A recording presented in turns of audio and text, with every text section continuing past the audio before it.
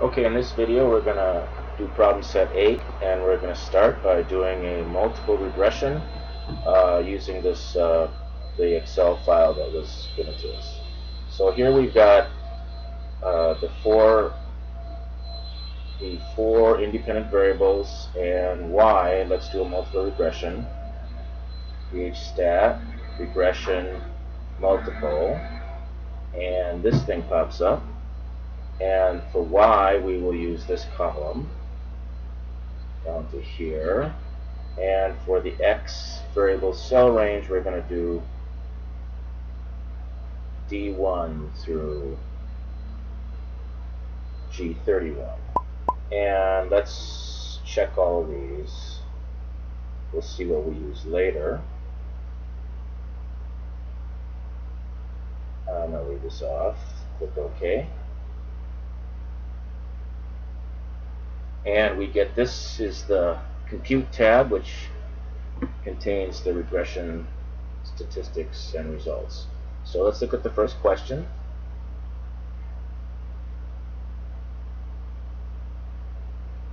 Our report should include an interpretation of R squared, adjusted R squared, and the standard error. So and what these variables say about how good the regression is for predicting revenue. So if we look back here, we see that the R square is 94.38%, 93.48% for adjusted R square. The significance is very small, and so regarding R square, I've got answers here. R square of 94.38%. This says that that 94.38% of variation in revenue is explained by the four independent variables. So in other words, if we have these four independent variables, that 94.38% of the variation in revenue is a result of these four variables. The adjusted R square should be used instead of R square when multiple regressions with multiple regressions, in other words, more than one independent variable, and also when comparing different regression models for the same dependent variable. So because adjusted R square takes into account the number of variables and the sample size, and so this gives you a little bit more accurate number. 93.48% of the variance in revenue is a result of these four independent variables. Number 3, the standard error, which in this case is this number, 192. The standard error is equivalent to the standard deviation, and so we can actually multiply that by 1.96, and we can use that as a plus or minus to define a 95% confidence interval when we're using the equation. So so in other words, when we generate this equation, which we will in part B, we use that equation to come up with a predicted revenue number. And for example, here we're going to plug in these four numbers here for JetFuel disposable income, whether there's a recession and whether it's after the merger. We're going to plug these four numbers into our equation to predict a revenue number for third quarter 2012. The standard error gives us a 95% confidence interval. If we multiply that by 1.96 and subtract it and add it to the prediction, that gives us our 95% confidence interval, just as standard deviation would if we were trying to estimate a particular mean. Okay, what's next? B, the model or equation and interpretation of the four slopes. Okay, these four slopes are these coefficient numbers here. This defines the slope of the relationship between revenue and jet fuel, for example.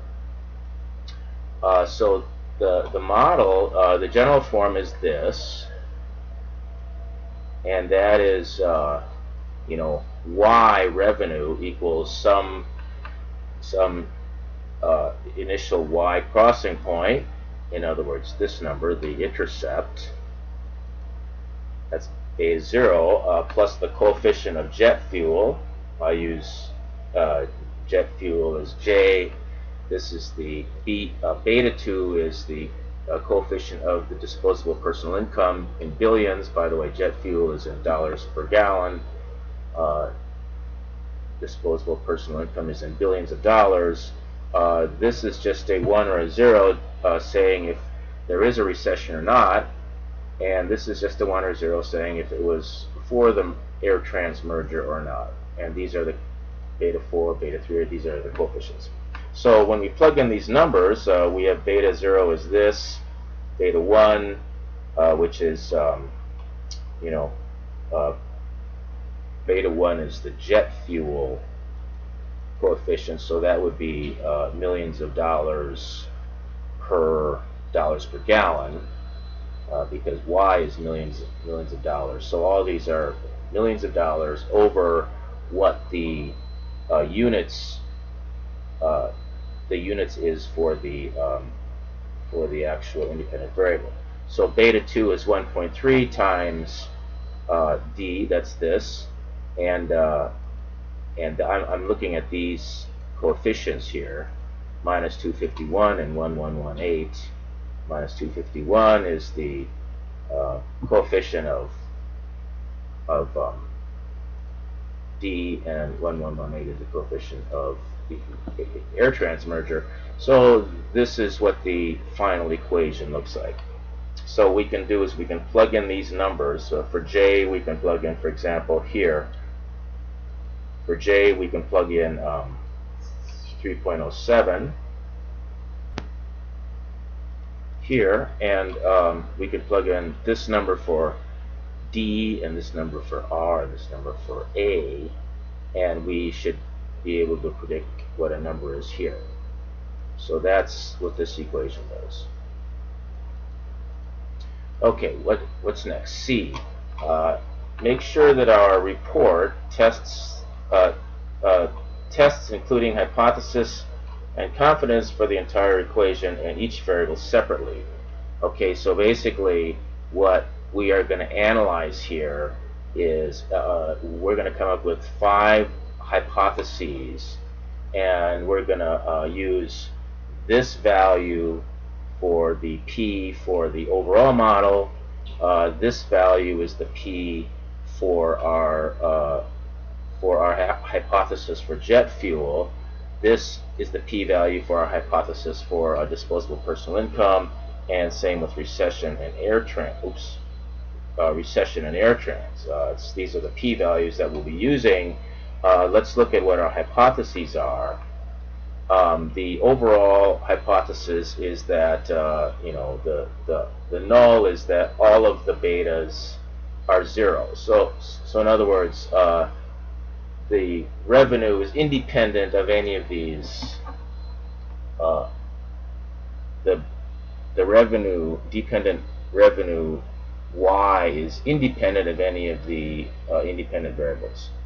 And of course, the alternative then is that at least one of the betas is not independent.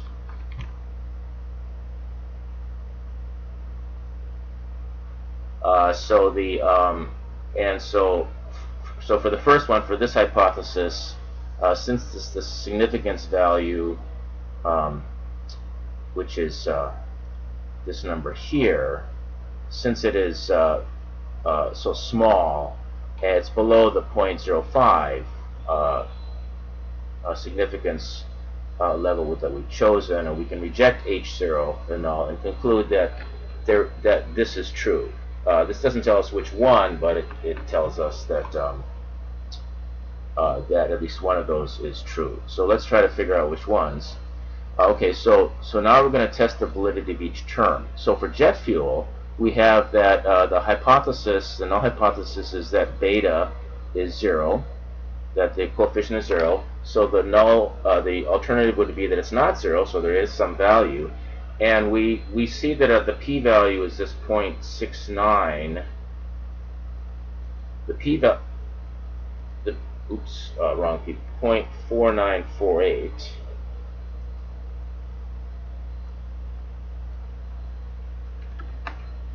So we do not reject. So that means that we don't have evidence that beta, that the coefficient of jet fuel is not 0, which means that that's one that we're going to throw out then. And if we actually look at the confidence interval here, we see that the confidence interval is negative to positive. So, you know, we just don't know. And the other kind of funny thing here is what this is saying is that when the price of jet fuel goes up, you know, for every dollar that the jet fuel goes up, we contribute $60 million to our revenues. So in other words, higher jet fuel costs would result in more revenue, and that doesn't make intuitive sense either. So anyway, so this one we're definitely going to throw out. This one for disposable personal income, it's whether or not the coefficient is not 0, and the p-value is very small, so we do reject that. So in other words, we're going to keep this one. Next is the recession. If there is a recession, we're going to first, the null is that there's no recession. Alternative is that there is. The p-value is small. It's less than 0.05. It's not less than 0.01, but small enough for us to reject that. And for the AirTran merger, whether or not the merger took place, our alternative is that the coefficient is not 0, and we see that this p-value is very small. It's in fact the smallest p-value that we have. I guess it's not smaller than the f itself, but this is for all four of these independent variables, this looks like the smallest. So that means that we're definitely going to keep this one. Okay, should any of the terms be dropped? Yes, we think jet fuel should be dropped since there isn't any evidence to believe the coefficient isn't 0. And so the total revenue is not, or we don't have evidence to believe that it's independent of jet fuel. We have evidence that the others are not 0, so we should keep those terms. Okay, what is E here? Check the assumptions of linearity for jet fuel, DPI, and we don't need them for the dummy variables. Okay, so to do this, I'm going to do a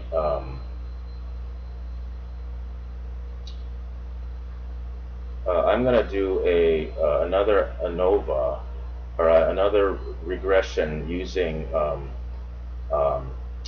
Microsoft, the data analysis tools. So let's go back here, and I'm going to do data analysis,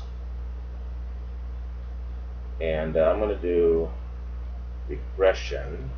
Okay. And the Y range is revenue, and the X input range is all four of these columns. And we do have labels. I might as well put that in there. I'm going to do a new worksheet for the results, and I'm going to include, I might as well.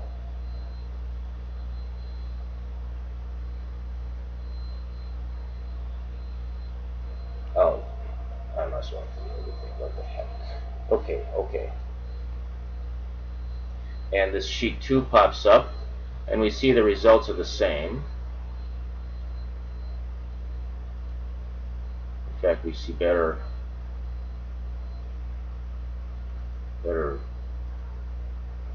resolution or granularity. And so here are our plots, and we actually only need to look at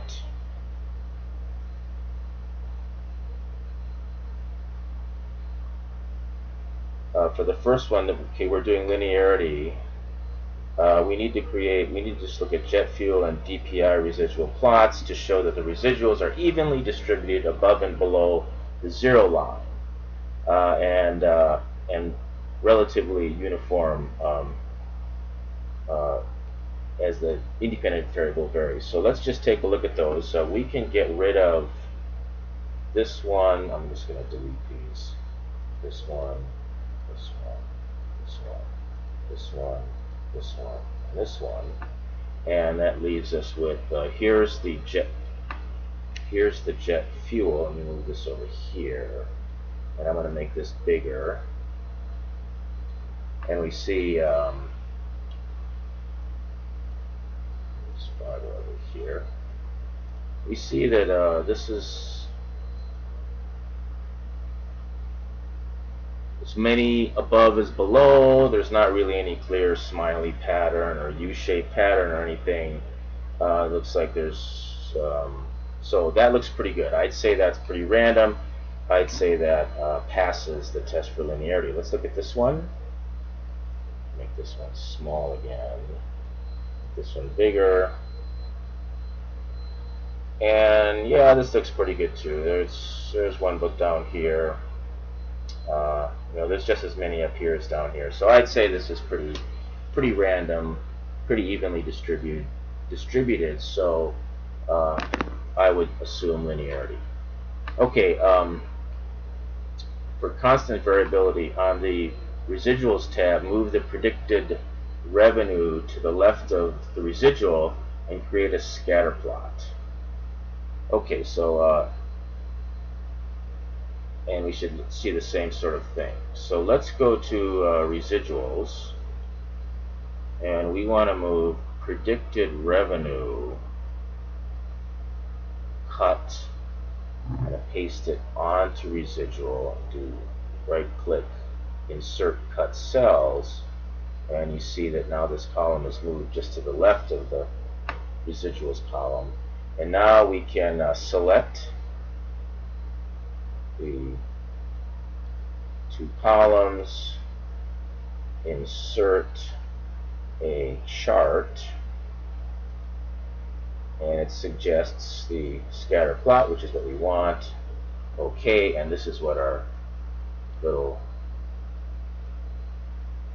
graph looks like. And again, we can see that this is the zero line, pretty evenly distributed. There's no clear pattern or anything. As revenue goes up, we don't see anything funny with the residuals. So we can assume constant variability. Okay, for normality, since we have 30 samples, we don't need to test anything. We can assume it's normal. And for independence, we can look at the Durbin-Watson statistic. Let's see, do we have that here?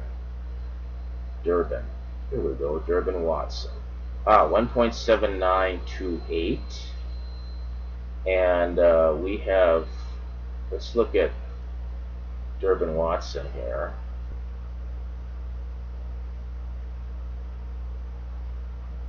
Our D lower is 1.14, our D upper is 1.74, and so what we have is 1.79, which is above. So with 1.79, it's above 1.74, so therefore we can conclude there's no evidence of positive autocorrelation, hence we can assume independence. Okay, for F, I realized I did not include that when I was generating the original statistics. When I was doing the regression, so I've got to do the regression over again. Let me do add-ins, PHStat, regression, multiple regression, and this thing pops up. And we can put the Y here, which is revenue, and the 4 independent variables here in the next slot, D1 through G31. Both contain labels. Let me click all these, and what I failed to do last time was click this checkbox and put 95 in here. What was I thinking?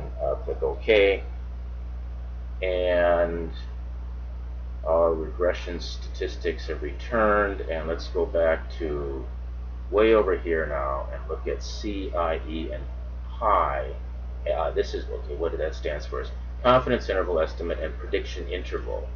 So what we're looking at here is this is the confidence interval for the average predicted revenue value based on these 4 variables, and this is for an actual individual response. It's going to be here, and so we just need to plug in these values, and the values we're going to plug in are these values here. I'm just going to take this here, copy it, go back over here, and I'm just going to put it over here. And so we want to put 307 for JetFuel, 3.07, and we want to put a DPI of 10337. And for recession, we'll keep it at 0, and AirTran will make it 1. Enter. And these are the values we get here. Our predicted Y is that 4433, and we can be 95% confident. Let me do this.